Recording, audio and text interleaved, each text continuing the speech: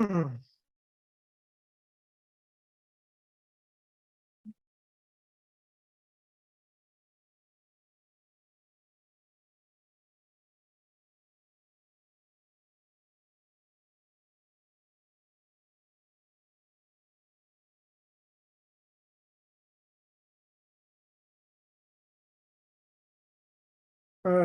second.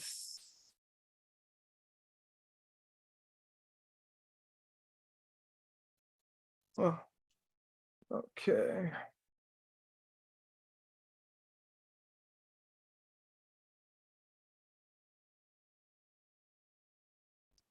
All right, welcome everyone to this Q&A. Again, want to welcome everyone this Q&A.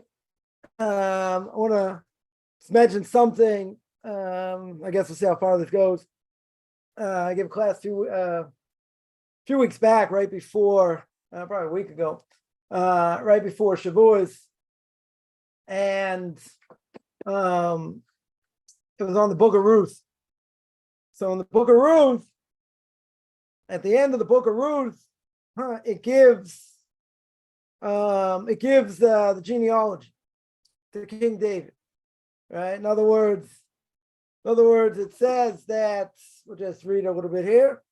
It says Boaz took Ruth, chapter 4, verse 13. I think it's verse 13, became his wife, and she bore a son. Verse 14, the woman said to Naomi, blessed is Hashem, not left you without a redeemer. Today, may his name be famous in Israel. Blah, blah, blah. Naomi took the child. Verse 16. And she became his nurse. Neighborhood woman gave him a name, saying the son is born to Naomi. They named him Obed, who's the father of Jesse, the father of David. And then the last number of verses goes through the entire genealogy. Yeah, so basically, Ruth is King David's great-great-grandmother, right? Again, she's married to Boaz. She's married to Boaz, who had Obed, right? The child was Obed. Who did Obed have a child? He had a child named Jesse, Yishai. And who was Yishai? The father of David.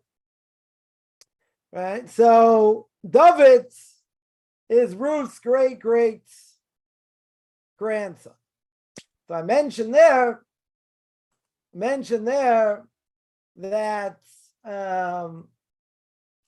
it's important that Ruth is Jewish, because we know that there was a decree that the Torah says that a Moabite can never, it's what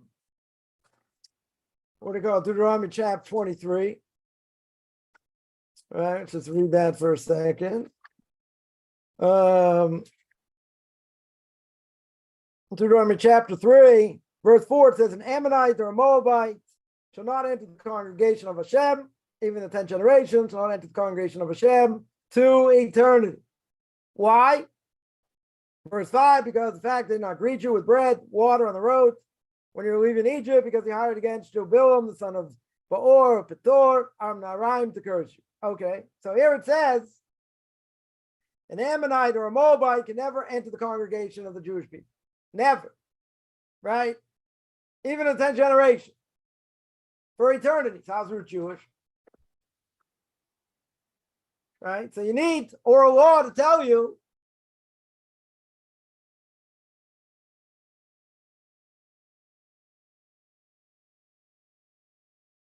right? So now I have to give the answer. According to oral law, and Yevamos 76. Anyone can look it up. It's page Ayin Vav, right? 76 and tractate Yevamos, and it says over there, according to what the rabbis tell us, that it says a Moabite man can never enter the congregation, but a Moabite woman can. Okay, very good. So Ruth can convert. Fine. I made a statement. So made a statement saying King David in his lineage, in the future Messiah that come from Ruth, has to be Jewish, right? Meaning Ruth has to be Jewish, right? Someone asks a good question. So someone asks, but you need the mother You need the mother of David to be Jewish. So who cares about the father? Who cares about Jesse, Yishai being Jewish? Who cares about Oved being Jewish? Yeah, in other words, my statement was that you need Ruth to be Jewish for David's lineage. Because at that time, it wasn't well known what the rabbis tell us. It wasn't well known that a Moabite man can never convert. Only a Moabite woman. That's one of the reasons we read the book of Ruth on Shavuos, because not just God gave the Torah to the Jewish people, it's also oral law. Now, without oral law, no one's got an answer here. Right? I mean, come up with whatever answer you want, that's the answer. Right? First time I've ever given the answer. Right? At least live. Anyway, so the answer is, it's going on a Moabite man, not a woman. The Ruth can convert. Okay, very good. Now, there's an issue here. So someone asked a good question. What? So my claim was, and I'll tell you why the claim is true, and that is that there was a question on David HaMelech's lineage. There was a question on King David's lineage. You're gonna say, so someone asked, very good. If that's the case, what's the question here? Why does Ruth have to be Jewish? All I need is David HaMelech's mother to be Jewish. Yeah. So one answer I gave was read the entire book of Ruth. The entire book of Ruth is about the fact that Ruth converts. And she becomes part of the Jewish people, and Orpah doesn't. And Orpah goes her own way. So if it doesn't matter about her conversion, why do I need the book of Ruth? And why does it go on about her generation, the King David? The entire book is all about that. It's all about the fact she converted, how she converted, when she converted. Okay, these are good questions. But everyone agrees she converted. So if there was no point about her lineage, why do you have the book of Ruth? One question.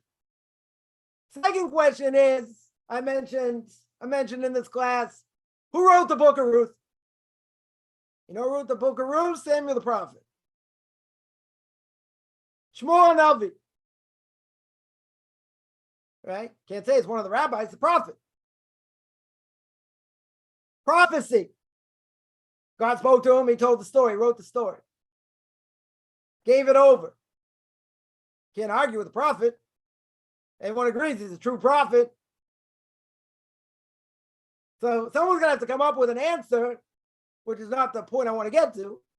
But someone's going to have to come up with an answer. If he doesn't need her conversion, then why do you have the entire book of Ruth? You don't need it. The whole point of the book is about conversion. The entire book, 4 chapters. Not only that, you're going generation to generation of King David, 3 generations. So what do you need it for? Gee, it's a good question. Yeah.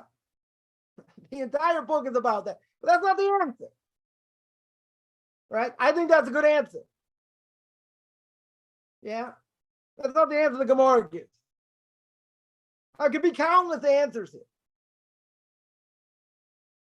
Yeah. Another possible answer is you need everyone to be Jewish because you don't have a pagam. You don't have a blemish of King David's lineage. So of course you want everybody to be Jewish. On the other hand, you're going to say, well, it came from Lot and his daughters came from Moabite. True. But maybe say that's not such a good answer. Okay. What does the Gemara say? The Gemara says in Kedushin 66a, says over there like this. So the person's right that according to the Torah, you need the mother to be Jewish. 100%. Nobody's denying that. You need the mother to be Jewish. So it would seem that if Ruth is Jewish, what do I care? What do I care? Her son, so her son is Jewish. Oved is Jewish. What if he intermarries? Right? What if he intermarries? Then what about Yishai? Right? So who cares if Yishai is Jewish? He marries someone Jewish. Good enough. Right? We'll see that's not true. We'll see why in a second. So the Gemara says over there in Kedushin, there are 2 cases where if you have a forbidden marriage, or let's say better, forbidden union, and they have a child, there are 2 cases where that status never changes throughout all generations. One of them is by a Moabite. Sorry, let's take the other case first. Now, first case about a mamzer. Someone who has relations with somebody they're not allowed to be married to. What some people call a bastard child. Yeah, it doesn't necessarily mean that it's out of wedlock. It's a forbidden union, right? It doesn't matter. Yeah, it doesn't matter. Out of wedlock, not out of wedlock. It's a forbidden union. Period. Period. The forbidden union. So who can a mamzer marry? Without going into the whole thing about mamzer, people can ask questions, but that's not really the point. Who can a mamzer marry? We always say someone of the same union or a convert. Now, if they marry someone of the same union or a convert, what's the status of the child? A mamzer. And that mamzer, that child marries somebody 20 years later, 30 years later, right? Someone of the same union or a convert, what's the status of that child? Mamzer. What's the status of all those children after that generation, after generation? Mamzer. Never changes, except in one case, right? In other words, that status never changes. But if one of those mamzers marries a slave, legally, they marry a Jewish slave, so that mamzer stays a mamzer. The child does not become a mamzer. The child is free. That's the only way a mamzer doesn't fix themselves up, it'll fix up their child. So a mamzer, all the generations down, they marry someone of the same union or convert, all those generations of mamzerim doesn't stop. It says the Code of Jewish Law, Shulchan Aruch, and Even HaEzer, chapter 4, Siman 4, right? It says over there, so a mamzer, there's a problem, right? Who says you can bring more mamzerim into the world? Right? I did see that brought down. So maybe you say a mamzer doesn't have an obligation to have children. Maybe. I did see that brought down somewhere, but the normative halacha is they can get married. They can have kids. It's just their kids are mamzerim. That never changes. So now that's one case. That all the generations, mamzer never changes. Never changes. Kid after kid, generation after generation, never changes. But then the Gemara in Kedushin says, what if you have somebody who's puzzled? Somebody who's blemished marries a Jewish woman. Yeah. Let's say a Moabite. The Gemara says. So now someone's going to say, wow, don't you know anything? Don't you know if the woman's Jewish, the child's Jewish? Yes.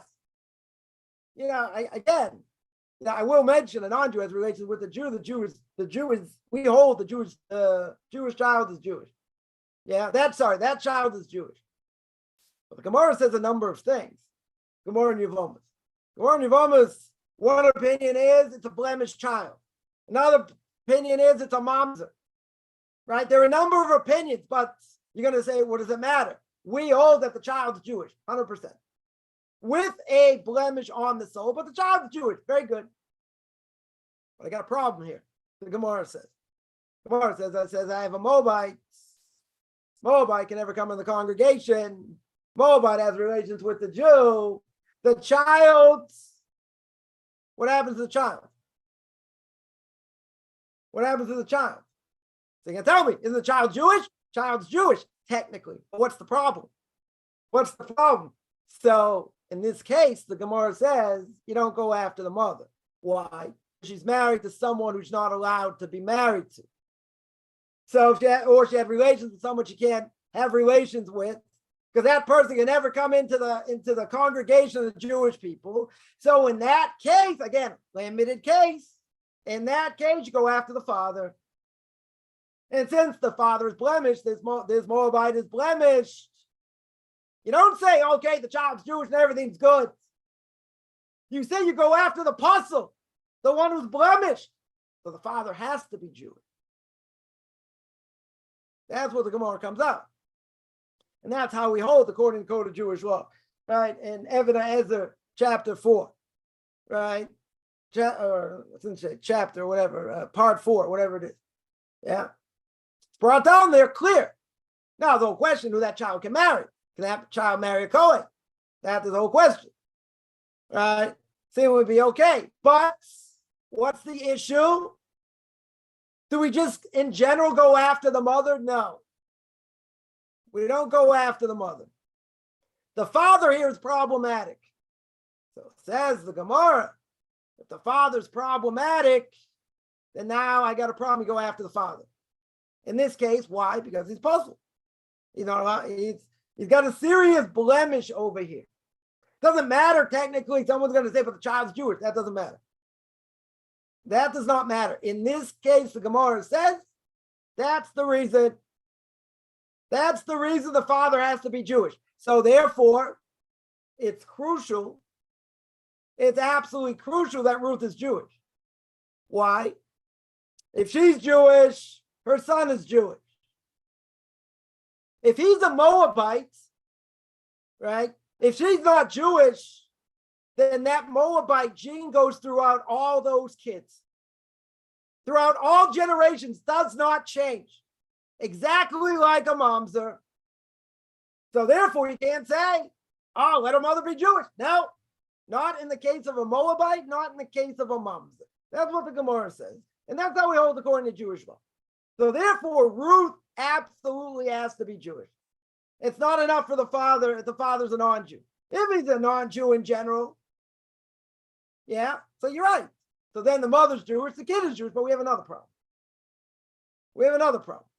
If somebody points out some Muslims always say David wasn't Jewish. Okay. We don't care what the Muslims say, right? In general. Care less what they have to say. But at the end of the day, there's another problem. Right? So that answers up why Ruth has to be Jewish. But there's another problem. Even if you want to say, if you don't, let's say you don't have that problem. So what about David's father? So David's father, you can't say he can't be Jewish.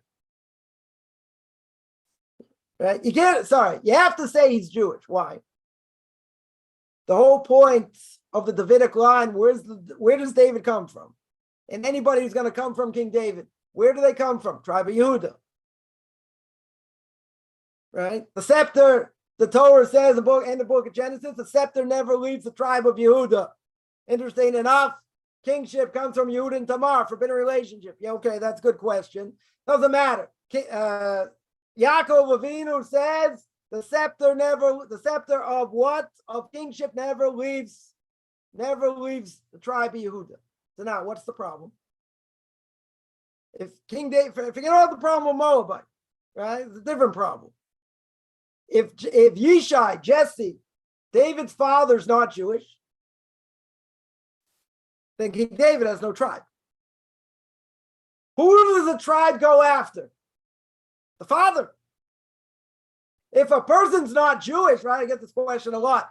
Non-Jews ask, in the process of conversion, what tribe am I from? Don't know. You find out after, when the Messiah comes, they'll sort it out. But right now, you don't have a tribe.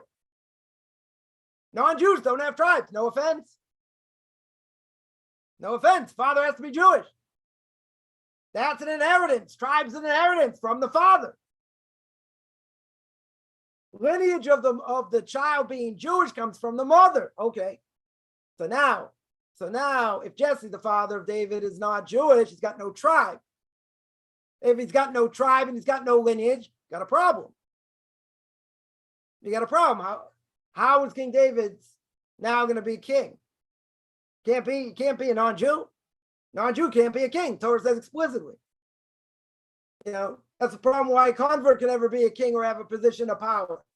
Right? Because the Torah says the king has to come from his people. Sorry, your brethren, Echav, your brother. Convert's not your brother, technically. Why not? Because he's born a non-Jew. If he's born a non-Jew, he's not from your brother. After conversion, okay, but this is a technicality. So if in this case, David's father's not Jewish, you got no kingship. You got no tribe. So I got two possible answers. Right? The main answer is what we said before, that if this gene of Moabite goes to generations, it goes for all generations. If it goes for all generations, you need Ruth to be Jewish, 100%. She needs to be Jewish because any of her kids or grandkids or great-grandkids, that genealogy from being a Moabite, doesn't matter if the mother's Jewish, goes all the way down all the way down in this case. Normally we say, I agree. Normally we say you go after the mother. If the mother's Jewish, the child's Jewish. You have two cases that's not the case, two exceptions. There's a whole question about Egyptian also. You can only enter after 10 generations. So the whole question, what happens if Egyptian marries a Moabite? What's the second generation? Are they kosher? That's the whole discussion, right? But we're talking about a Moabite over here. A Moabite all the way down is problematic. Ruth has to be Jewish. But not only that, David's father has to be Jewish. You need genealogy. You need tribal genealogy over here. And if he's not Jewish, or if Obed's not Jewish, then obviously Jesse has no father. He has no tribe. How can he have no tribe? The Messiah has to come from the Davidic line. The Davidic line comes from where? Yehuda. The non-Jews have tribes? No. Non-Jews have no tribes. If they have no tribes, then Ruth has to be Jewish. So that would answer the question. So I just wanted to make a clarification, but it's a good question. It's definitely a good question because normally we go after the mother, so you don't need the father, right? Except these two cases. These two cases are exceptions, total exceptions. Yeah, someone asks, the moms are being judged because he or she is a mamzer. No, they're being judged on their status. It's not a personal judgment. Someone, we'll say like this: someone who desecrates Shabbos in public on purpose as a Jew. So they have the status of a non-Jew. They get spiritually cut off. They should be killed in this world by the Sanhedrin. That's a judgment. That's true. Not a personal judgment here. Right? The person can be the nicest person in the world. That doesn't matter. There's a certain status. So by a mamzer, there are plenty of nice people. It could be mamzer. Not a problem. Right? They can keep mitzvahs. They can do other things. They just can't change their status. So I always say there are spiritual repercussions for our actions.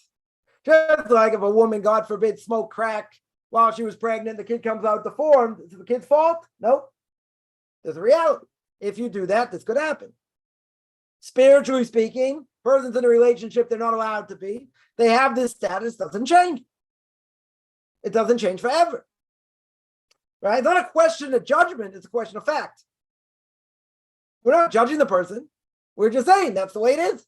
That's the halacha. It doesn't change. Unless that mamzer marries a Jewish slave, that child will not become a mamzer. But it doesn't change that person's status. So you could say, yeah, maybe it does look like a judgment on the person. I'm just saying it's a mitzias. That's the way it is.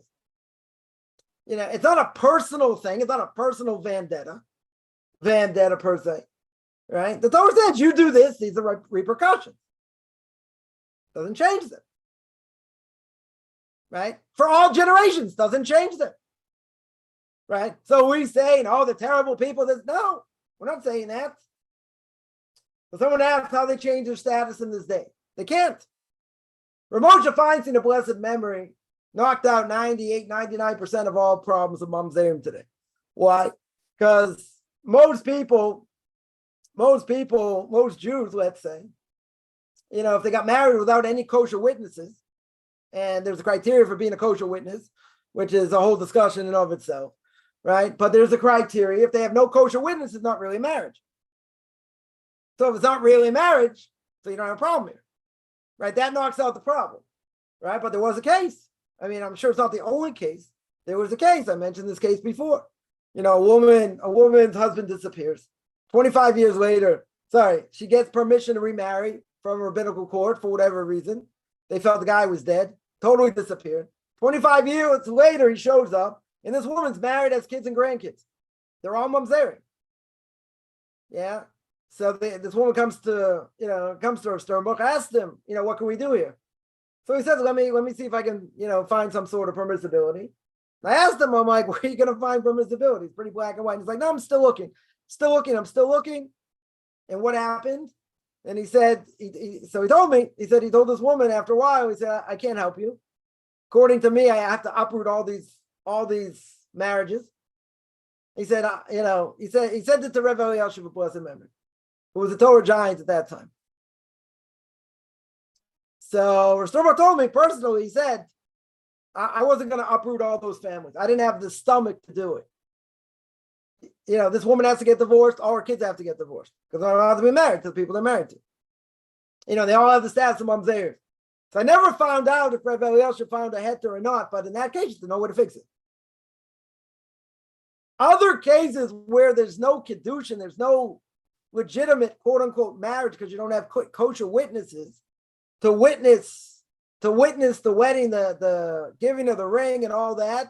The few things they have to witness. So you don't have kosher witnesses, you don't have kosher marriages. You don't have kosher marriages, not a problem. So he got rid of 99% of the problem, but it doesn't mean he got rid of all of them. There are certain cases, that, and in this case I just mentioned, can't get around. There's totally no way to get around it, right? This woman, so whose fault is that? It's the Basin's fault. Basin gets a big chunk of the transgression here, but that doesn't change the status. The Basin messed up for whatever reason. For whatever reason, they messed up. They didn't foresee it. I don't know what the criteria was. Whatever it was, they totally messed up. They're liable for sure, but can't change it. They messed up in such a serious way that this messed up this woman and her whole family. So you're gonna say, they didn't know what they're doing. I don't know. I don't know who they were. I don't know what they based, this permissibility. I have no idea the facts of the case. I'm just telling you, that's what Rav told me. That was the case, and this is what happened. So rabbinical courts have huge responsibility, no question. Huge responsibility. That's why questions like this you have for big people. You have for Torah giants, not for small people. Could they make mistakes and get messed up? They could. Doesn't mean they're perfect by any stretch, but this is a real serious prohibition. Someone asks, can a mamzer be no, I'd be a mamzer. No. It's only by a Jew, not by a non-Jew. Doesn't apply to a non-Jew. Somebody asks, Jay Witness's cult claims it's forbidden to have blood transfusions. Okay, shouldn't laugh. They shouldn't have blood transfusions. Okay. Why? Because there's a prohibition to consume blood after Noah's flood. Yeah, that's a big mistake. Why is it a big mistake?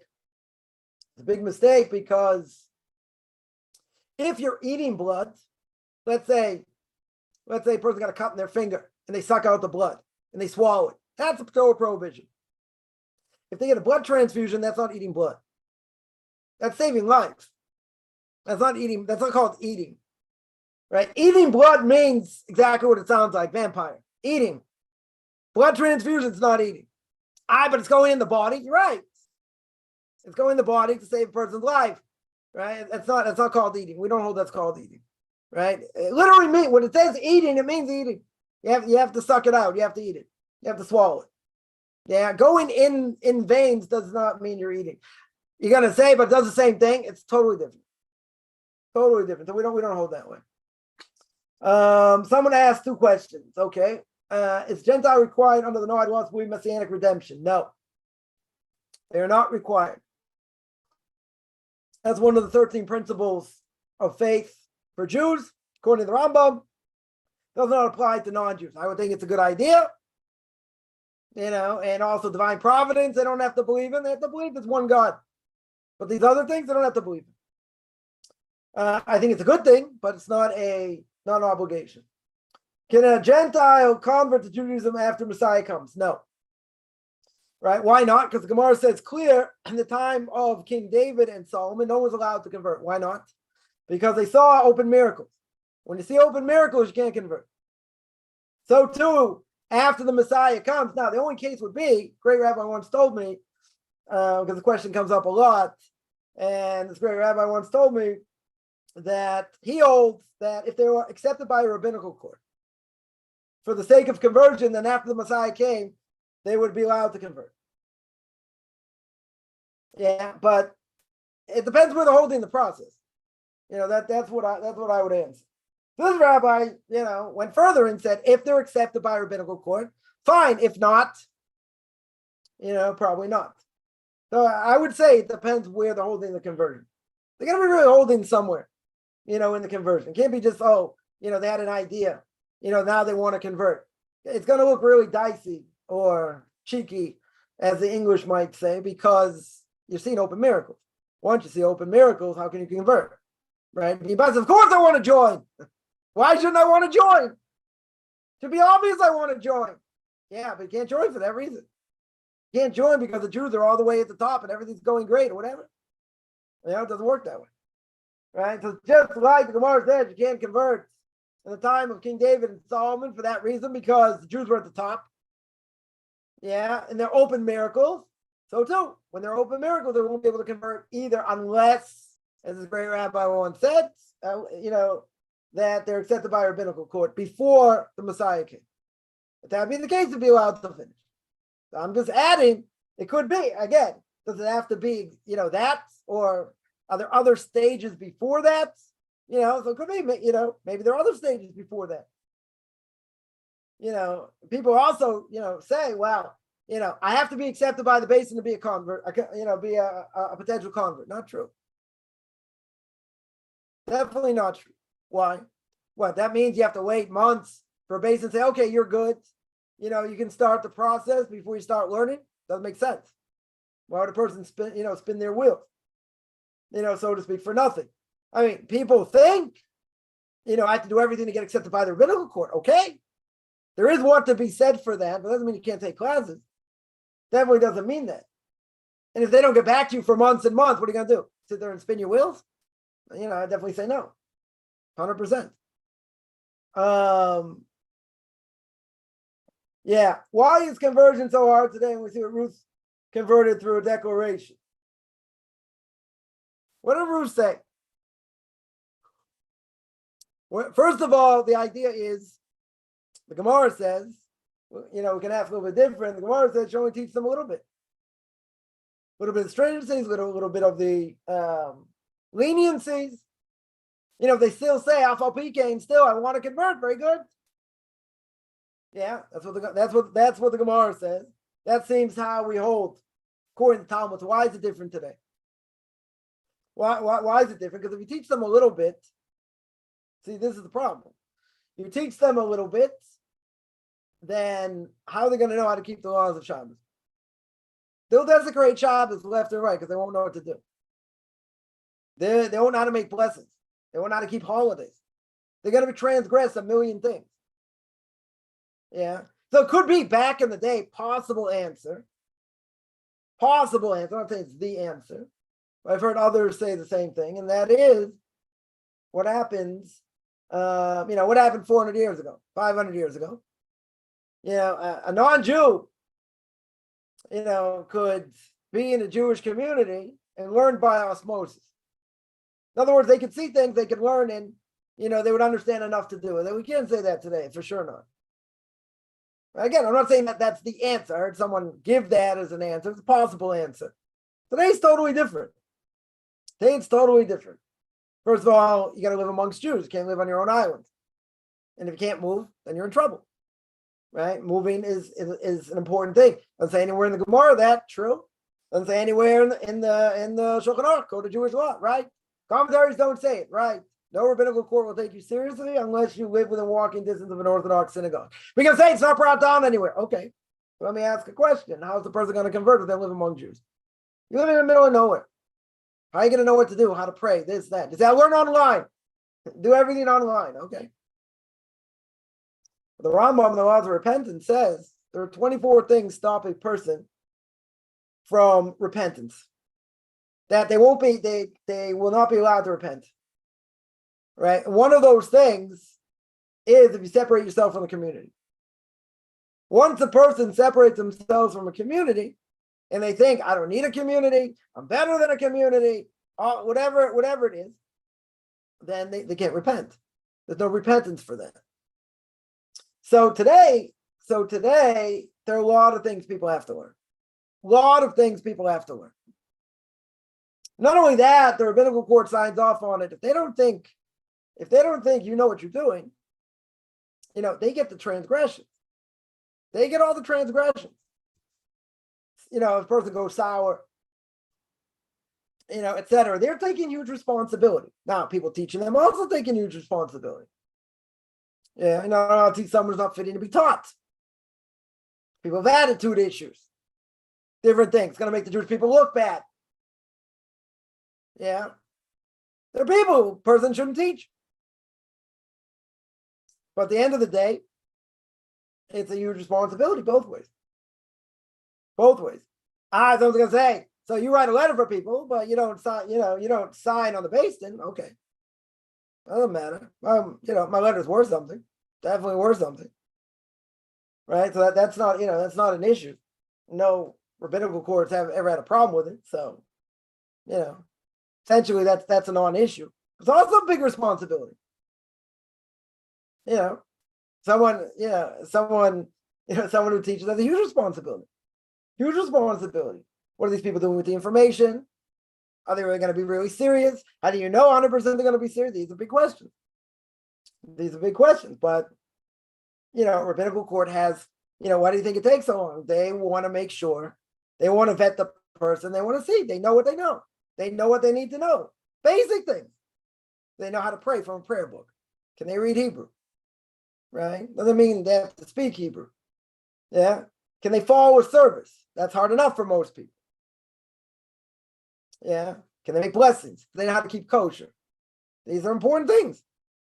And these are easy things to mess up. And these, and a number of these things could be Torah prohibition. So why would a rabbinical court just say, okay, learn a little bit of this, learn a little bit of that, and you'll be good, and you'll be good for 6 months. They're going to say, so what happened before? It was a good question. So I said, one possible answer is a non-Jew could have learned a lot of things without going through all the hoops that they have to go through today. Could have learned on their own through the community themselves. Today you can't say that. I'm telling you, the one possible answer. Without this, we just wanted to make it more difficult. Yeah, another possible answer could be, because there's so much fraud out there, people converting for ulterior motives and different things, and that's rabbinical courts have, gotten themselves messed up because, they're lied to. And it's their obligation to, to weed out the people that are not fitting to convert. So it's not, it's a vetting process, not so easy. It's not so easy, but there are a ton of things to learn. Yeah. Someone comes to Shammai. The Gemara says, tell me, I want to convert, tell me the Torah on 1 foot. So Shammai threw him out. Right? Like anyone today, they would throw him out. He'll didn't do that. He'll try to bring the person closer and say, V'ahavta kamocha. Love your fellow Jew like yourself, and everything else is interpretation. Yeah, but you got to learn what the interpretation is. Interpretation is complex. A lot of different factors. Multiple things that are complex. Things are not just, soundbite answers. Some things are. Right? Definitely think, there are things that, 2-word answer, yes, no, maybe, whatever the case is. But there are a lot of things, see by Ruth, see by other things, see other things in Genesis for sure. These are extremely complex questions. I can answer some of them off the cuff because, that would, a lot of these issues, a lot of them are very complex. Very, very complex. But, a non-Jew coming in, it's to your benefit it takes longer. I'm not saying it has to take years and years, but it's to your benefit because the Gemara says, why did the non-Jew get punished even after conversion? Because they didn't learn properly. They didn't learn the laws properly. Yeah, so what does that say? I should only learn a little bit? Oh, maybe it's a contradiction to what we said before, but they have to learn properly. That's why they get punished so severely. I tell people all the time, if it takes longer, it takes longer, right? But it's better to get all the information under your belt and understand what you have to do from someone who's qualified to do it. You have to learn on your own also. That's also true. Definitely also true. Yeah, but at the same time, it's better to be, more than qualified than not. Because what happens, here's the case, comes up every Shabbos. You have a hot plate. You have a blech. Yeah, cover the stovetop. So what am I allowed to put on it? What am I allowed to take off? When am I allowed to take off? Right? These could be Torah prohibition. Torah prohibition. The person has no idea what they're doing. Base is going to convert them. Base is not going to ask you every single question on all these things. They want to see you have a basic knowledge. They want to see you learning with people. You're not just learning on your own. I mean, a person can't learn on their own. They're allowed to learn on their own. They should learn on their own many things. But everyone needs someone to teach them. No one's going to get through this by themselves. No matter how smart they are, they're never going to get through it by themselves. We're not tooting our own horns to say, oh, look, I can do this and I can never get that. There's a lot, there's a lot that goes into it. It's a lot of knowledge, a lot of things you have to know. You can pick up knowledge here, there. There's a lot of good things out there. It's definitely true. But there's a lot of gaps, tremendous amount of gaps. Because it's easy to make mistakes. Not only easy to make mistakes, people make assumptions. We know what happens when you make assumptions. Yeah. But people could have good questions, but you're missing information. And I see this all the time. That in order to explain something, you have to backtrack 10 times and explain 10, 20, 15 different steps before they understand exactly what's going on. So I've heard many people say, come on, that's too hard. Why don't I have this information? Why is it so complex? Because it is. It's complex. I was learning something this morning, trying to keep things in my head, whatever, about different things. I had to go back. I had to read it again. I had to read it a second time. I sit there make a chart, make a chart of some things, to keep things in order. A little bit taxing on the brain, but okay. Are there ramifications or not ramifications? How does it work? Who does it apply to? This? That's what learning is, right? Laws of Shabbos are complex. The Chofetz Chaim, in his introduction to the Mishnah Berurah in the third part on the laws of Shabbos, says if you don't review, you have to constantly review. If you don't review, you make mistakes. He's not cursing anyone. He's telling you that's a fact. You will make mistakes. I can think people, they'll claim they've been keeping Shabbos for, however long, 6 months, a year, longer. Turn them into a pretzel in 3 seconds. In 3 seconds, they'll make them wish they didn't want to become Jewish.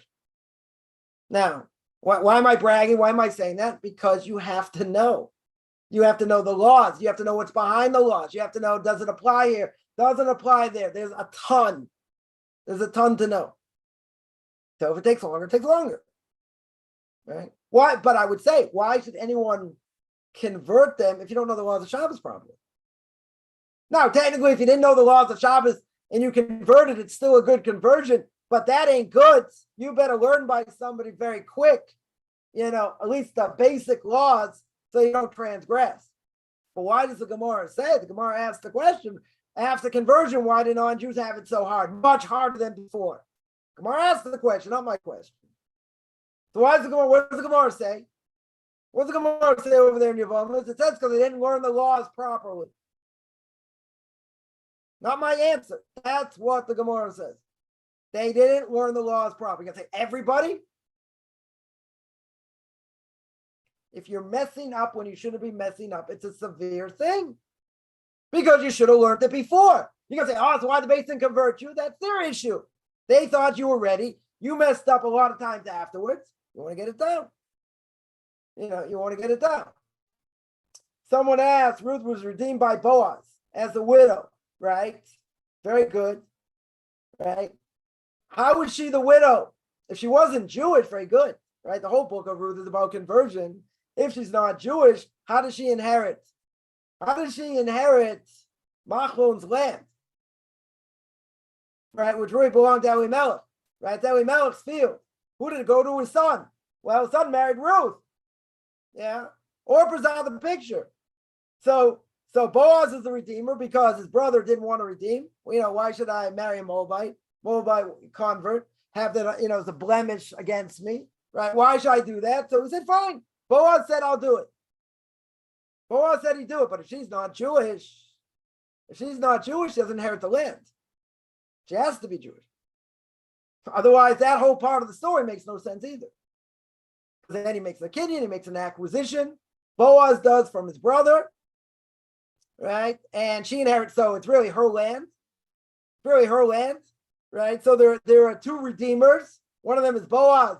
One of them is his brother. His brother says, nope, not interested. So Boaz is the redeemer. Boaz 100% is the redeemer. But if she wasn't Jewish, he doesn't redeem the land. She doesn't own the land. It's not hers. Non-Jews don't inherit. They don't inherit over here. Not from Jews. Non-Jews, if she wasn't Jewish, let's say, and she had kids, so her kids could inherit from her, but not from a Jew. She doesn't inherit. Totally doesn't inherit. And if she wasn't Jewish technically, she's not Jewish technically, she wouldn't inherit from her husband. Unless he made a thing in the will that said she would inherit, but according to Jewish law, she would never inherit. Right? Totally never inherit. If Gentile is a Jewish father and converts, does he retain the tribe of his father? Oh, it's a good question. Does he inherit the tribe of his father?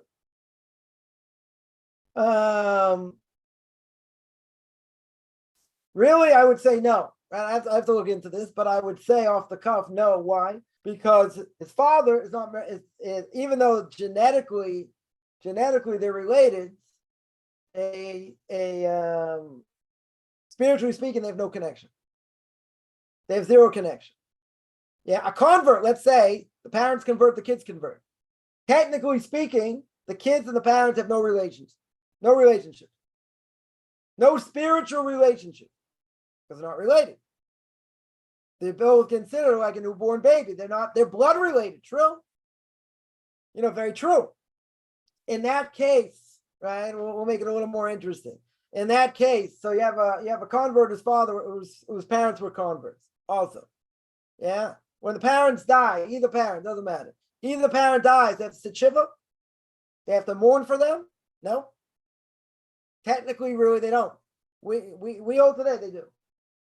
We hold that they do sit. They do sit and they say Kaddish. And they go through all the mourning customs. But really, there's a problem. Why would they're not related spiritually. Not, again, forget about biology. They're not related spiritually. So if they don't have a connection spiritually, they're not related. Right? Totally not related. That's why when it comes to the laws of testifying, which I'm busy learning up north twice a week. So the whole question, can two converts testify together? Brothers. Twins. Right? The whole question, why? Twins, but let's say brothers. Two brothers that convert. Are they allowed to testify? Normally brothers together, if they're Jews, can't testify. Why? Family. Certain family relationships that cannot testify. I'm not going to go through all of them, whatever. But there are certain family relationships where, say a mother and a son, mother and a daughter, father and a daughter, or, grandchild also. Grandchild, grandfather, different, there are different family relationships that cannot testify because the Torah says they can't testify. It's a Torah prohibition. So what about two brothers that convert? They're not related.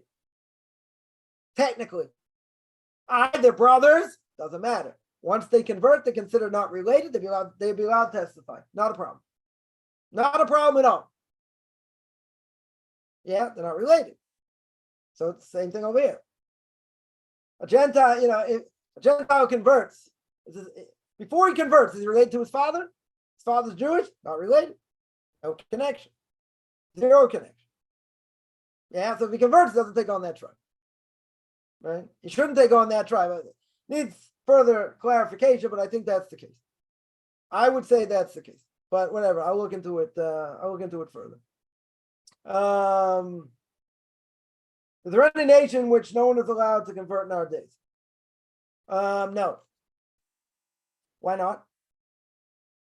Because the nations have all been mixed up. Sennacherib took all the nations and mixed them up. So we don't know who's a Moabite, even who's an Egyptian. We don't, who says the same Egyptians today. Everybody got totally mixed up. So since everybody got totally mixed up, this wouldn't apply. This wouldn't apply. So where does it apply? We mentioned the book of Ruth. Totally applies. Totally applies. But after the time of Sennacherib, then you don't have any Moabites anymore. You don't have any Ammonites anymore, right? That Mamzer will still apply. That's for sure. That will apply. Moabites don't apply. Ammonites won't apply. Totally mixed up. We don't know. Nobody knows who is who today. We have no idea. I did see the Emek Adover, the Netziv, says by Ishmael. Says by Ishmael that Ishmael's a wild man, has his hand in everybody. Everybody has his hand in him. So the Netziv, who was the head of the yeshiva of Volozhin after Rav Chaim of Volozhin, famous student of Rav the Vilna Gaon, Rav Elijah Vilna, more than 250 years ago. So the Netziv says that any offspring of Yishmael will never fight against each other. They'll be hospitable, very hospitable because it came from Abraham, but they'll never fight against each other. You'll never see, the Netziv says, in history, at his time, more than 250 years ago, he says, you've never seen in history the offspring of Yishmael fight against each other. That's what the Netziv said. Yeah, what's the problem? What's the obvious question? Obvious question is you got Sunnis against Shiites, killing each other like no tomorrow. So you get all these people fighting against each other, Muslims.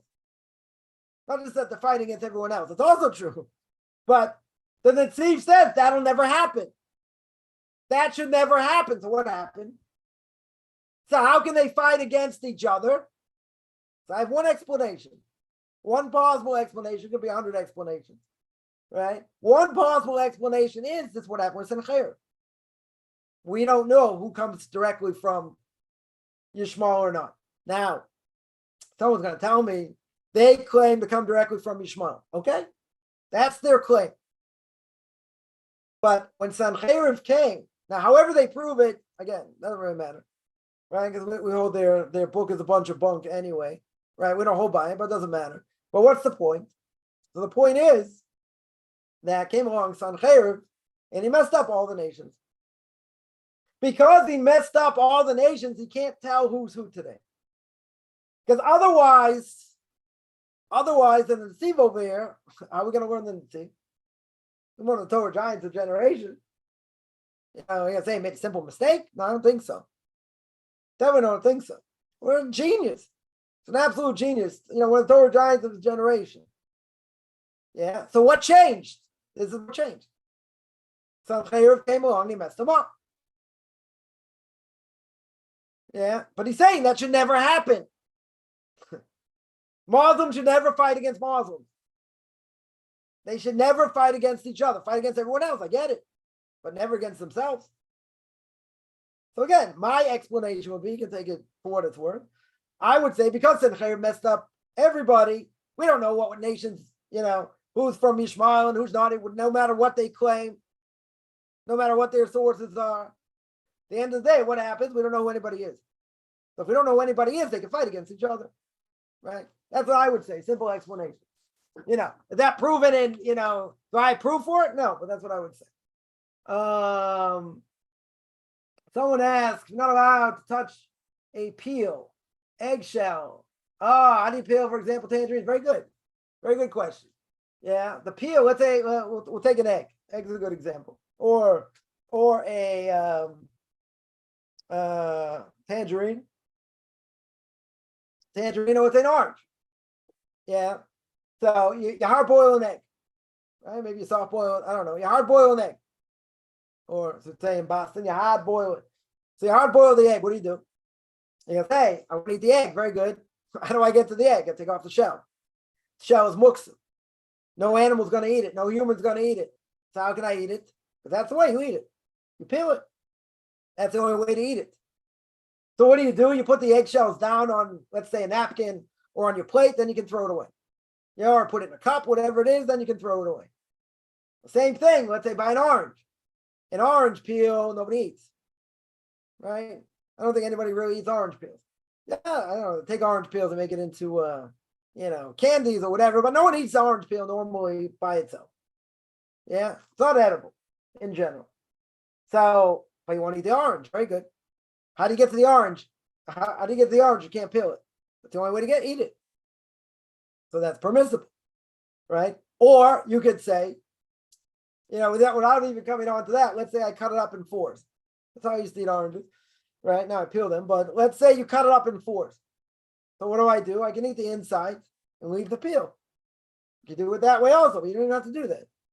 Because that's what we eat. A banana, even a better example. How to eat a banana. This is eating 101, 101A. What do? I take the peel, I eat the banana. Is there any possible way to eat the banana without the peel? No. No possible way. That's how you do it. That's how you do it. Shells. Let's say you want to eat walnuts. Yeah, you want to eat walnuts. How do you get to the nut inside? You got to crack it open, right? Either use it with your fingers. If you can't crack it open with your fingers, use a nut cracker. Whatever it is, you open it up. You eat the nuts. What do you do with the not the peel? What do you do with the shell? Shell's inedible. Dog will never eat it. No animal will eat it. Human will never eat it. Yeah, so again, same thing. Same thing. You put it on a napkin. Let's say you eat it over a napkin, or over a plate or a cup. Let's say you put the shell in the cup, and then you take the cup. The cup I'm allowed to move. So the cup I can take and I can throw out the shell. But the shells, you're right, 100%, they're muktzah, right? Should be able to touch them. But how am I going to get to the nut if I can't open it up? If I can't crack it? That's the only way to get to it. So that's permissible. That 100% is permissible. The only question is, what do you do with the shell? So the shells I'm allowed to move. The shells, I should put them on something that's permissible to move.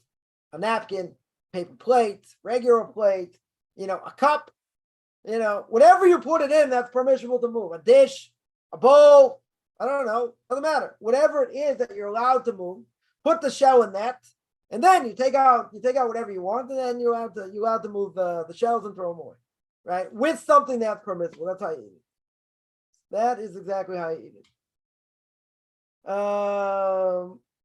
Somebody asked, when the Messiah arrives, he will send the sense of each person of lineage to clear that person's true lineage, 100%. Right? That's why, unless a person be a Kohen or a Levi, they come from the tribe of Levi, very good. So then a person would know which tribe they're going to be from. Everybody else doesn't know. Nobody knows. Right? That's what he's going to do. He's gonna sort it all out. Should I get bent out of shape about it now and think which tribe? It doesn't matter. It's irrelevant. Totally irrelevant. You come from Yisachar, you come from God, you're gonna get this piece of land, that piece of land, who knows? Doesn't matter. Right? Not something we should lose any sleep over. But no one's gonna know. No one's gonna know until the Messiah comes. Someone asked, for some groups of Arab Muslims, Taliban may be lost Jews. I don't know. They say there's a group in Uzbekistan, the Pashtun, I think they're called. People want to say that there's a lot of proof that they may be Jewish, that they may be one of the lost tribes. I don't know.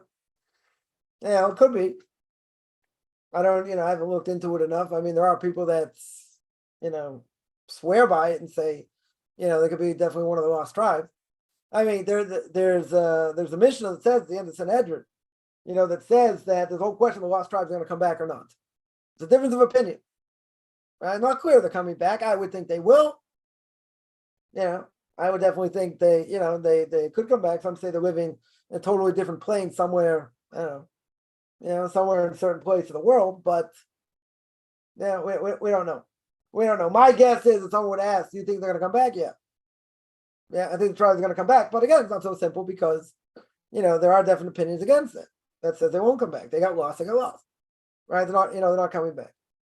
I will tell you a scary stat. And that is there's a lot of intermarriage here in Israel between Jews and Arabs. And there are a lot of Jewish women get stuck in Arab villages, get abused and all kinds of things. But they have kids that are basically going to be brought up as Muslims. And they're actually going to be brought up and entrenched and ingrained on the fact that they should kill Jews. So now you can have Jews really killing Jews. You got tons. I don't know. There's the statistics are extremely high.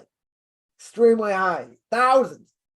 You have thousands of Muslims, that are Jew haters that are actually Jewish because the mother's Jewish. Right? So that's that's a serious thing, and there are groups here in Israel trying to, get these women out, go on rescue missions, to get them out because, they're being abused. They get charmed by these Arabs, and then once they get married, they, totally abuse them and all kinds of things. And, eventually some of them get out, but all their kids are Jewish. I mean, that's a scary thing. You get, all these Jew haters that are actually Jews, fighting against Israelis and trying to kill people. It's an upside down world, in short, totally upside down world. But I don't know. I do some research on that. That the Taliban might be lost Jews. Interesting. They're interesting. I haven't heard such a thing, but doesn't mean that's not, it couldn't be true. Again, I've heard about this group in Uzbekistan. These Pashtun or Pashtaun, whatever they're called. That some people claim that they're 100% one of the lost tribes, but I don't know. I not something I've necessarily looked into, and I definitely know, great rabbis of generation have certainly never said they're Jewish. So could they have proof that they might be? Could be. Could be. I don't know. I don't know. Never heard about the Taliban, but do some can do a little bit of research on that. That'd be scary if they were. It's, just how far Jews can go the other way. It's just, it is kind of crazy. And, a lot of this stuff you can't make up either. It's just, it is what it is. Someone asked, I remember someone said the Vilna Gaon fainted because touched an eggshell accidentally. I don't know, could be. I never heard that, but yeah, again, laws of Muksa, what you're allowed to touch, not allowed to touch, probably the most complex laws in the laws of Shabbos. And okay, those will be rabbinic laws, fine. But these are things, again, if you don't learn them, you don't review them, you will transgress. They're, selection. This is exactly what we're talking about. Selection, taking the good from the bad. Yeah. The Talmud itself has a few lines in Tractate Shabbos, a few lines, that speaks about it. Volumes written. Volumes written. What are the cases? How does it work? What does it mean? Bad from the good? Does it mean, with your hand, with an instrument, before the meal, right before the meal? Can I do it for a later meal? A lot written. A lot written. These type of things you have to know, right? And I would say that, these things come up all the time. They come up every single week. So how would you get away with not learning the laws of Shabbos? Just say, okay, we'll teach a little bit, stringencies, a little bit of the leniencies, and everything will be good. Why? That's not doing a person justice at all. Totally not at all. Right? So if it takes longer, okay. I'm not saying it has to take 5 years. I'm not saying it has to take 3 years. Right? On average, it takes about 2 years. I'm saying to get through the material and to know it well and to live it and breathe it, live in a community, it takes time. It takes time. And acquiring knowledge takes time. It takes time. I can whizzle things off here, there, plenty of things I don't remember these other two Gemaras in Kedusha and Yavamas. Yeah, about Ruth. Okay, also have to review. Plenty what to review, but remember, everything you learn are building blocks. They're building blocks. Yeah, but you have to review. If you don't review, learning's not worth anything. Totally not worth anything. But it's more than that. There are serious Torah prohibitions you will transgress if you don't review. I think that's, I see it all the time. You have to, if you don't review, you'll make mistakes. You'll make serious mistakes. Right? And it's good the rabbis made a lot of fences around the Torah, so you don't make serious mistakes. They don't come just touching anything you want on Shabbos and you forget it's Shabbos, and then you come to a worse prohibition. Right? The rabbis already warned about that. They don't want that. That's 10 times worse. 10 times worse. So they made a fence around the Torah to make sure you don't do that. So anything similar is done in the tabernacle and the Mishkan, you're not allowed to do. And anything that's an offshoot of that. If it's exactly done the way it was done in the Mishkan, the way the Torah learns, that's a Torah prohibition. Everything else is rabbinic, but yeah, there are a ton of laws. Tons of laws. I gave one example about cooking. You mess that up, it's Torah prohibition every single week. Torah prohibition. Can someone actually learn all the laws? You got to plow through. That's what you got to do. You got to plow through. You got to keep listening. Keep watching videos. Keep reading. Keep going through it. That's what you have to do. Review. That's the only way you get it. It's the only way. I wish there was an easy way. I was looking for Cliff Notes and an easy way for years. For years, I was looking for an easy way. There is no easy way. I never found it. Someone finds it, I'd love to know. It's a grind. It's an absolute grind. Like I said, I was going through something, I was learning something this morning. My head was pounding, trying to put this together, that together. Okay, it means this, 3 days before, 3 days after, this, that, all these other things. I'm like, okay, stop, read it again. Read it a second time. Talking about this, talking about, until I had some level of clarity. Yeah, so things that are sometimes easier, things that sometimes more difficult, some things we can't wrap our heads around. We're just gonna say, okay, we gotta try and understand it. Yeah, but if you don't sit there and go through it, it doesn't come overnight. Anything worthwhile does not come easy. I'm not saying it has to be impossible, but it's not gonna come easy. I can tell you over the years, the last 30 years, I had one thing given to me on a platter. Not one. And one struggle after another, but make sure who you are. But that struggle led to other things. It was good. But it's hard. It's certainly hard. And then sometimes there's simple things you forget. You can say, why am I forgetting this? Because God's reminded you. You gotta you gotta review. You gotta constantly review. There's a ton to know. There's a ton to know. Or some people have it easier. Some people are geniuses. Some people have photographic memory. And some people are just learning machines. They can go for 10, 12, 14 hours a day and just keep going and going and reviewing and learning and coming up with novelties and different things and ideas. And, the Gemara makes you weaker. Torah makes you weaker. When you think it's hard, it makes you more tired. I was learning this morning, there was somebody there that, tragically, had COVID and had a stroke and caused brain damage and different things. There's learning where somebody comes in almost every day, for a certain amount of time. He's trying to get back to himself. Was basically knocked out for, I don't know, at least a year more. Basically couldn't get out of bed. And he's learning with someone and whatever. It just after a certain amount of time, it just I can't learn anymore. Just it's too much on my brain. It's just too hard. So someone who doesn't have those issues makes you tired. I'm not saying because it's too hot out, there's no air, there's no AC, and you haven't eaten anything, and it's tiring. There's no question. But the more a person learns, the more humble they should be, the more they see they don't know. There's plenty of what we don't know, plenty of what I don't know. I got plenty of what to learn. Still plenty of what to learn. And that's an understatement. That's a total understatement. But the more you review, the more you have it. Like my Rebbe would say, if you learn, it should be so clear, you should have it in the palm of your hand. It should be in your pocket. So I said, if a person only learns certain things, he said, fine, that's not called in your pocket. You get merit for learning Torah, but that's not called Torah in your pocket. What's Torah in your pocket? Learning until the very end. Meaning until you get to what the halacha is. Not just in theory and what's going on and who argues who and later commentators, early commentators, you have to get to the end. What do I do practically? What do I do practically?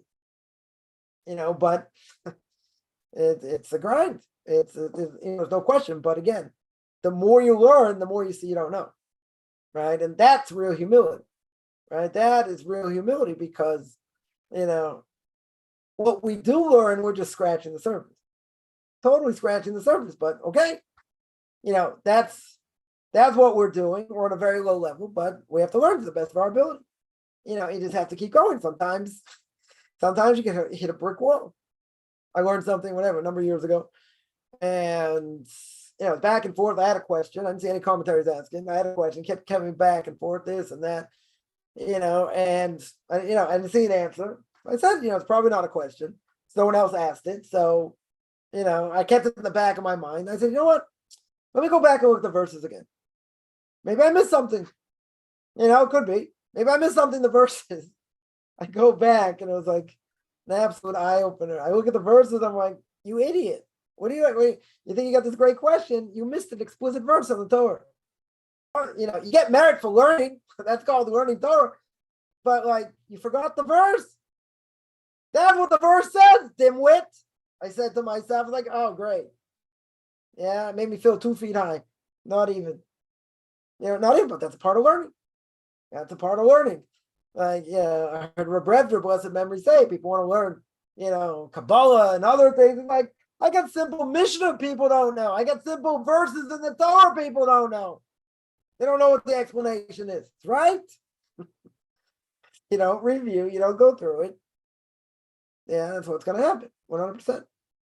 Someone there says, repetition is the mother of education. Yep. If you don't review, you won't get it. It won't stick. If a person has unbelievable memory, it's one thing. So you don't have to really tap in that much. Most people don't. So most people, there are ways of retaining things. There are different mnemonics and different things to try and retain things. But it's all about review. It's all about review. And, review can be kind of boring. People don't like the review. They want to learn new things. And that's true. But if you don't review, you won't remember. Right? So, if I would have been on top of my game, there's a question about Ruth, that whole thing. I should have answered straight away. Sure. Okay. Definitely should have. I totally forgot that Gemara there. Whatever, in 2 places. Right. I didn't realize that was going to be, an issue like a mom's. Okay. We're all in a learning process. Just because the person knows a lot doesn't mean they know everything. And if you don't review, you forget. Right. I think that's pretty clear. And you got the best of the best that say, they'll say that there was a certain, great rabbi that forgot something and made a serious mistake. Made a serious mistake in saying the meat was kosher, meat was treif when it was very kosher, or sorry, the meat was kosher when it was very treif, or whatever. Made a mistake. Right? There are reasons why he said he made the mistake, but okay, it doesn't matter. But he said he forgot one thing, and that's how he hold it, whatever, and he ends up making a mistake. So you can say if he can make mistakes, everyone can make mistakes. True. It's true because the Gemara says that you have rabbinic court judges make mistakes that we saw before. So they will be liable maybe for certain things depending on the mistake they made. What exactly did they make the mistake in? Did they make the mistake on something explicit? Or did they make a mistake on there's different opinion between 2 great rabbis. They went according to the wrong one of how we hold today. Right? That's less egregious. Yeah, but if they missed an explicit Gemara, something like that, they missed an explicit source, that's negligence. They're going to be liable 100%. But this is, as usual, there's also a huge discussion among rabbinic authorities. To what extent and why and what are the ramifications. Huge discussion. I spent, I think, 2-3 weeks going through, when I was up north, going through, a couple of these, things. It took a couple of weeks, at least more, just on one quote unquote small topic, because there was a huge amount written on it. We're doing this case, and what they made a mistake in this case, back and forth, this, that. It's complex. Like the laws of damages, extremely complex. Someone who's an expert on the laws of damage, taking 10 years. I remember it was a 10-year program a number of years ago. I was contemplating doing for the sake of being a rabbinic court judge. But they owned you for 10 years. That's the only thing you could learn. But you have to do it intensely. If you don't do it intensely, you won't know it. Because it's just a massive amount of material. Massive amount of material. So I'm doing the easier parts right now. So now the juicy parts now, about witnesses, who is blemished to be a witness, who's considered evil. That's, that I'm going to hit, that I hit yesterday. I'm going to hit some more tomorrow. Whatever, but Torah is complex. Torah is absolutely complex. Spend years, learning and feel like having, you're barely scraping the surface. Okay, but that's what Torah is. Where, imagine if someone had the power to learn, 16, 17 hours a day. Imagine how much they would learn. You can say about how much a person can sleep and family. Okay, different levels. There are different levels to what people know, but if you're not in it 100%, you won't know it. You won't know it. And for the sake of conversion, you have to show proficiency. If you don't show proficiency, they'll never converge. Never. You have no idea what you're doing.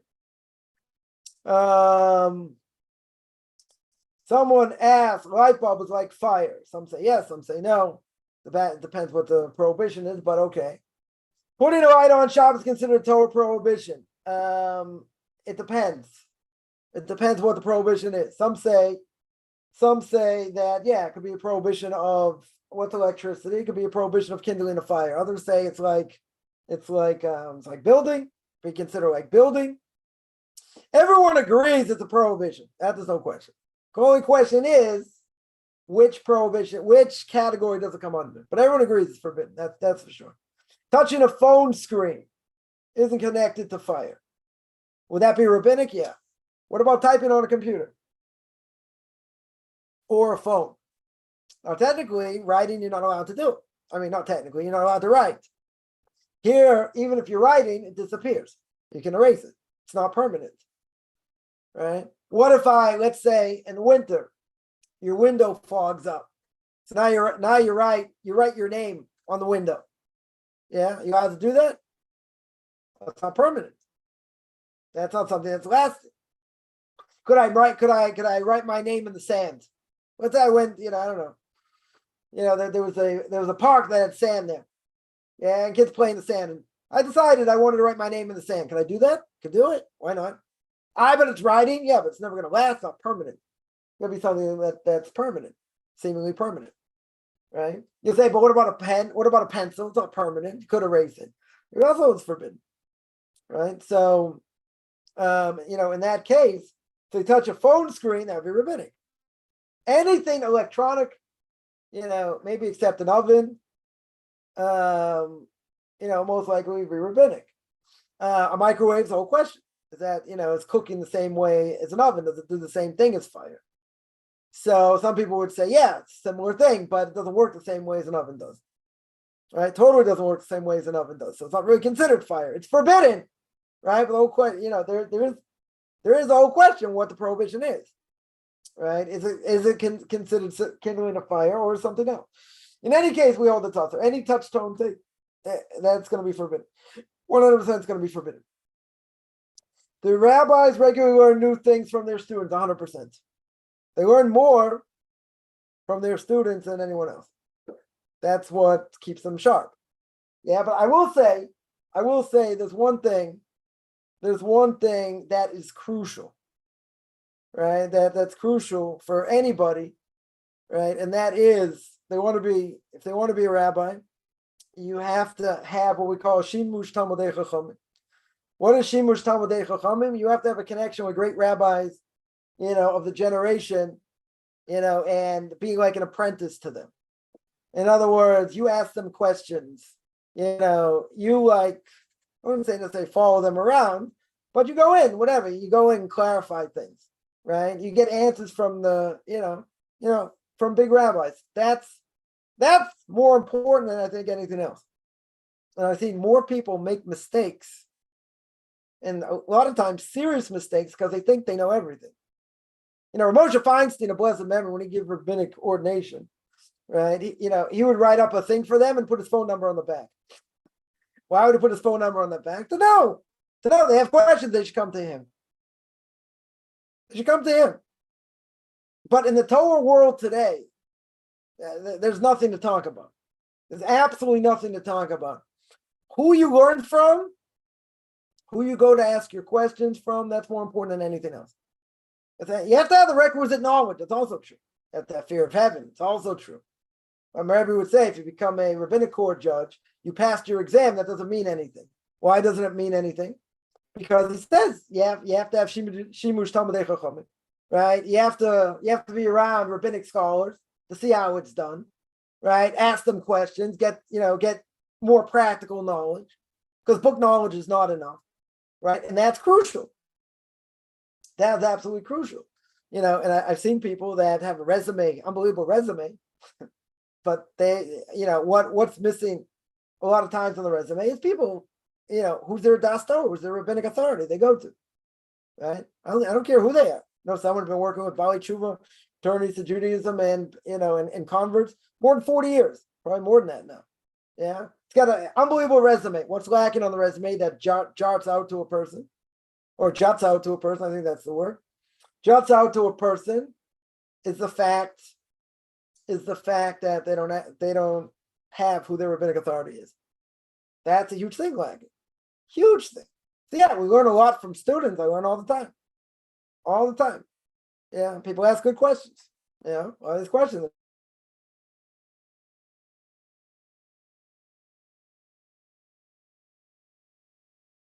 If you have what to say, if you know what you're doing. Yeah. But I don't think there's any question at all because I've seen it in my own life. I've seen it in my own life. Who you hang out with, who you ask your questions to, who you're guided by, that's more important than anything. Anything. Yeah. Doesn't matter. You pass an exam in rabbinic ordination for, Shabbos, Kashrus, anything else. There's what to say for that. I'm not saying not, right? There is what to be said for that. At the same time, who you go to for advice, where you go to ask your questions, that's worth 10 times more. 10 times more. All right, what about the piece of paper? What about it? Most people are never going to ask if you have it or you don't have it. Doesn't matter. So it's kind of irrelevant question. Yeah. Yeah. Who you learn by, that's much more relevant. Who your rabbinic authority is, that's much more relevant. Much more relevant. That's what people care about. Rabbinic ordination today, I'll speak about that on Thursday, maybe. It's almost an irrelevant thing today in different ways. Yeah. Who you ask your questions, who your rabbi is, that's huge. That's huge. And you go to them and you speak to them and you've had a connection to them and they've guided you, sure. It's worth millions. My connection of Sternbuck, I write 10 books. I should. Right? Someone keeps hucking me about it. So why don't you write down all the story? I should. 100%. 100%. But that connection taught me worlds. Much more than anything else I ever learned. And all the 30 years. And I've been learning day in and day out. The connection with him and asking him questions and clarifying things and this and that worth 10 times more. 10 times more. Because you have someone who is, today, unfortunately, there was a funeral of Gershon Edelstein, a blessed memory. He was one of the rabbis in Panovich in Bnei Brak. Whatever, it's 100 years old. It's whatever. He lost the Torah giants. Torah giants, no question. He's teaching almost to his last days. In the yeshiva there. So you don't have too many people like that left in the world. But people have, connection to him or connection to Chaim Kanievsky, a blessed memory, or Steinemann, or Sternbuch, or others, or other, Rabbi Fisher, or, other great rabbis of the generation. They asked them their questions, they got directions, huge. That is worth millions. Sometimes worth more than anything else. You have to, obviously, you have to have the knowledge. You can't be a fool. You can't say things against Torah, right? That's also true. But to get guidance from someone like that, true. I guess, when I was told stuff, I was listen, I owe you my life. It's like, don't worry, when you come out against me, throw small pebbles. I was like, what do you mean? I said, you saved my life. You helped me in so many ways. So he told me, listen, the Mishnah Pirkei Avos says, you never trust yourself until the last day of your death. Till the last day. He said, remember what I said, the last day, little pebbles. He's like, little pebbles. Like, no, God forbid. He's like, I know what I'm talking about. So yeah, that's worth a lot. Definitely worth a lot. But yeah, do we learn a lot from students? We learn a ton. I've grown in a lot of ways listening, people's questions. They're good questions. A lot of people have very good questions. Sometimes you can answer on the spot, sometimes you can think. Sometimes, not one line answer, but a lot of people got good questions. The question of the Book of Ruth is a great question. It's a great question. Yeah. Someone asked, Regina remarked, I've learned much from my teachers, more from my colleagues, many more from my students, right? You learn tons. You learn tons from your students. But I'm just pointing out, anyone that's out there in the field, wants to be a rabbi, considered a rabbi, you have to have rabbinic authority to go to. Yeah. Doesn't have to be the Torah giant of the generation, right? But you have to go to someone who, you have a question, you're not sure what to do. You know what's above you. You have to go to them. That's what the Mishnah Pirkei Avos says. You have to know your place. A number of times. I would go to them and say, okay, I got this question. This, that, and the other thing. And usually I can answer on the spot. But you got to know what your place is, what your place isn't. If you don't have guidance, I don't care what knowledge you have, you're lost. You're lost. You get a rabbinic ordination from 20 people. It's irrelevant. It's irrelevant. It's a guidance that's worth a lot. Yeah. I'm not saying you don't have to, there are certain things you don't have to know. For sure you have to know. Right? You have to be on the top of your game also. Very good. Very good. But people have to prepare and but you get all, a lot of information people you learn about. Like I said, my foundation's from him. I learned from someone else for 7-8 years. Also learned a ton, tremendous amount of respect. Stormworks is a different league altogether. There's nobody there. Just telling someone earlier this morning, my time. I said, if Gershwin just passed away, he's 100 years old. Stormworks not that far behind, he's 97. There's nobody in this generation today in a connection to the previous generation like him, like Rav Stormworks. Nobody. There's nobody left of that generation, had a connection to the previous generation. He saw Bechana Wasserman, the blessed Hashem Yikam Domo, God should avenge his blood. Famous during the Chofetz Chaim. He saw him when he was a kid. He saw the 3 Dayesh of Chil Weinberg. Right? So many people, Rav Dessler, the Chazon Ish, the Stipler, all the Hasidic Rebbes. He saw the Satmar Rav in America, when it came to Israel. In connection with so many people, the previous generation. We're an orphan generation. An orphan generation. Yeah, there's no question. Well, beyond, a blessed memory. You talk about, the Briskerov, Rizal Salvation. You talk about people who don't have any clue who they are. You don't have any clue who these people are. A connection, all of them. And once told me all these people we knew, then he looked at me, it's like, oh, I even know you. I was like, the Rub knows me? He's like, yeah, I know you, no big deal. An Englishman with a sense of humor, you gotta love the street, still drinks tea with milk. I was like, well, I even know you. You know who he's connected to? It's unbelievable he's connected. In fact, I had a connection, I still have a connection. 25, 26 years, worth millions. Yeah, someone asks, are we allowed to mix things on Shabbos in terms of preparing food? For example, you have something been on a hot plate. I like to eat it with sauce made of mayo mixed with so you have mayo mixed with mustard. Can you mix them? So mayo is a problem in general. Why is mayonnaise a problem? Mayonnaise is a problem because it makes it into a paste. If it's something that makes into a paste, you gotta be careful. That you have to be careful. Even some say, let's say you made tuna fish before Shabbos, you put in mayonnaise and you add an extra mayonnaise, you're making it extra thicker, right? So some say that's forbidden. Why? Because you make it into a thicker paste. Totally a thicker paste. If it's something, let's say I added mayonnaise to salad. I would never do that, but let's say I would add mayonnaise to salad. That's not a problem because it's not a mixture. It doesn't make it into like a paste. Never make it into a paste.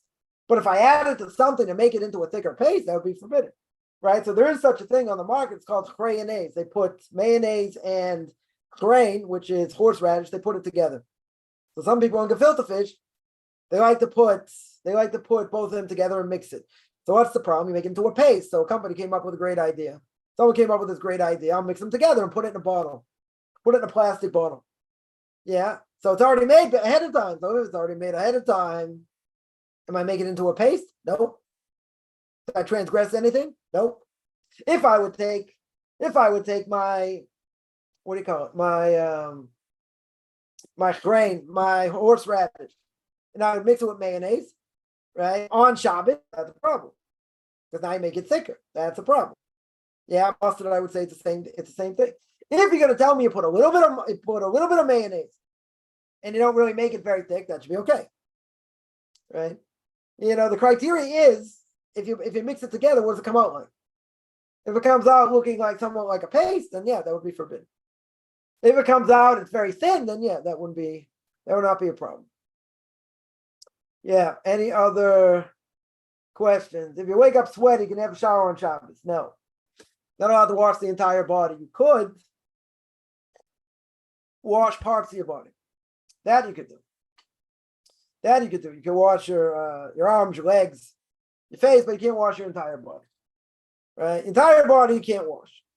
Your parts of your body you could, but not the entire body. I heard someone once say, they played basketball on Shabbos. Okay, that's kind of a problem. They said, I'm sweaty, so if I'm sweaty, I'm going to take a shower. right? I'm an instant. It bothers me.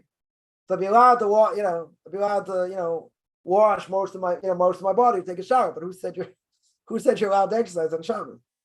But forget it. Sorry, who said you're allowed to play basketball on Shabbos? You're not allowed to. Even if you have an Eruv, doesn't matter. It's not in the spirit of Shabbos. But but what's the person going to say? Come on, it's it bothers me, right? It bothers I'm all sweaty now. Why'd you get sweaty? So you're going to say, but let's say in the summertime you walk to synagogue and it take you 20 minutes and it's like 40 degrees Celsius or like 102 or something like that. So yeah, by the time you get to synagogue, you're a sweat box. Okay, so then I'll take a shower. Can rub myself down a little bit, but you can't wash your entire body. It's forbidden to wash the entire body. Use wet napkins. Wet napkins are a problem. As long as they'd be a problem as long as you don't squeeze them out. Can't squeeze. Not allowed to squeeze liquids here. Right? I thought you meant like, let's say a wipe. Let's say a diaper wipe. So diaper wipes, 20, 30 years ago, most rabbinic authorities said you got to test them. You got to see if you can squeeze out any liquid, it's forbidden to use, right? Because it's squeezing, right? Today, my kids' generation, they're all lenient. They don't go by what you can squeeze right now. They use them, right? So there are rabbinical authorities that are lenient, but if you take napkins, and wet them and squeeze them, that's a problem.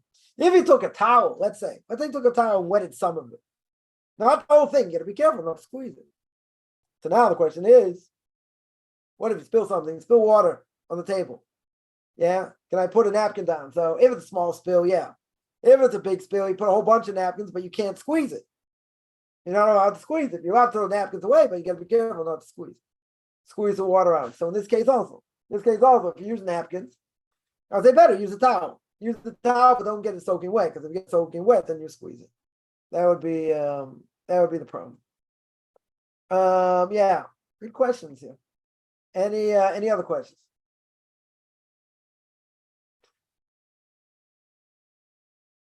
I meant those which are fabricated wet, you buy them in packages. Again, you can't squeeze them. Even if they're not even, again, let's say, so we use my example. Let's say they were like diaper wipes. Yeah, they're wet. 100%, they're wet. If the problem is that they're soaking wet. Yeah, if they're soaking wet, what does that mean? If I squeeze them and liquid comes out. Let's say it's moist. Yeah, and if I squeeze it, no liquid comes out. No matter how much I squeeze it, according to everybody, I could use it. Right? So that was the criteria many, many years ago. Many rabbinic authorities would say, if you can squeeze it and no water comes out, no liquid comes out, that's okay. That's okay. Sometimes you don't have intention to squeeze. You got to be careful not to squeeze. That's the point, right? So it's fabricated wet. Now, does that mean that it's soaking wet, that if I take it out, I'm going to squeeze it? Or does it mean it's just moist? Yeah, if it's moist, like a diaper wipe, you're not going to squeeze any water out of it. That'll be all right, right? That should be okay. Yeah, but again, even so, doesn't mean you can wash the whole body. You can wash parts of the body, not the entire body. Yeah. Any other? That's what I would say. Any other questions? Is it considered cooking if I pour cold ketchup on hot meats?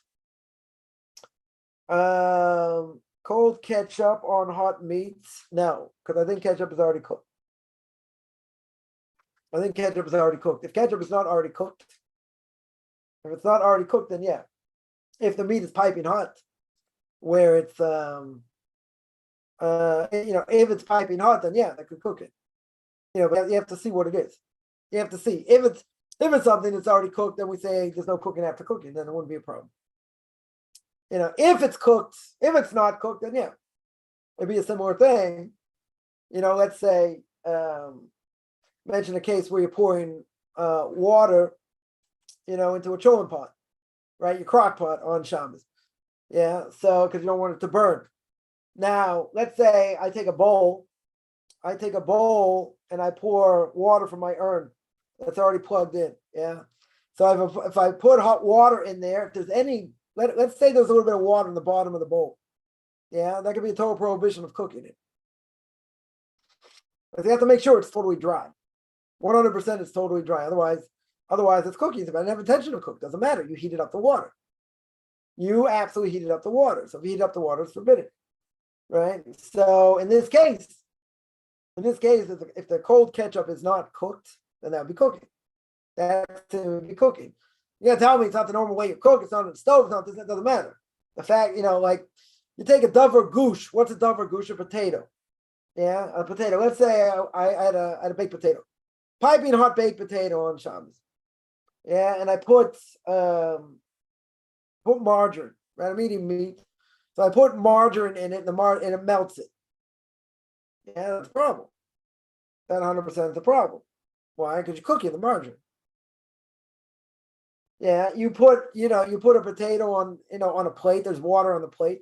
A little bit of water, let's say a little bit of soup, in the bowl, and you put your potato on that. The potato piping hot. That's a problem. Even if it's a second vessel, because this thing is piping hot. If it's already been cooked, there's no cooking after cooking. Ain't bishul achar bishul. Right? No cooking after cooking. If it hasn't been cooked, then yeah, I got a problem. Then I would definitely have a problem. Yeah. Any other questions?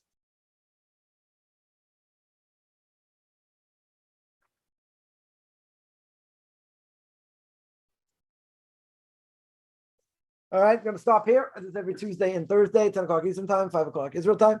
Anyone has any questions, find me on Facebook at Michael Chaim Kaufman, or be on Orthodox Conversion of Judaism, or orthodoxtorah.com, or you can send me an email, rabbichaimkaufman@gmail.com, RBBIChaimCoffman @gmail.com, whichever good